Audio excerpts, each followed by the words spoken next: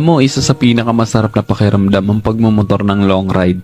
Yung tipong pagsakay mo pa lang ng motor, pagpaandar ng engine, may mararamdaman ka ng kakaibang saya.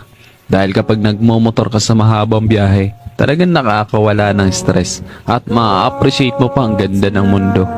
Yung tipong habang nagmumotor ka, masasabi mo na lang sa sarili mo na, wow, ang sarap palang mabuhay. Ang ganda pala ng mundo. Lalo na kapag ang patakbo mo yung chill lang, yung ini-enjoy mo lang talaga ang moment. Madami kasi tayo kanya-kanyang problema sa buhay. Pero kapag nagmomotor ka na, makakalimutan mong problema mo. Lalo na kapag maganda ang view, maganda ang kalsada, tapos hindi mo namamalayan, nagkakaroon ka na pala ng positive mindset dahil magaan ang pakiramdam mo eh. Kaya kapag stress ka na, kailangan mo lang din talaga minsan ng mahabang biyahe bilang isang pahinga eh. Ang weird no? Kasi nakakapagod magmotor pero ito yung pahinga ng gusto-gusto ng marami.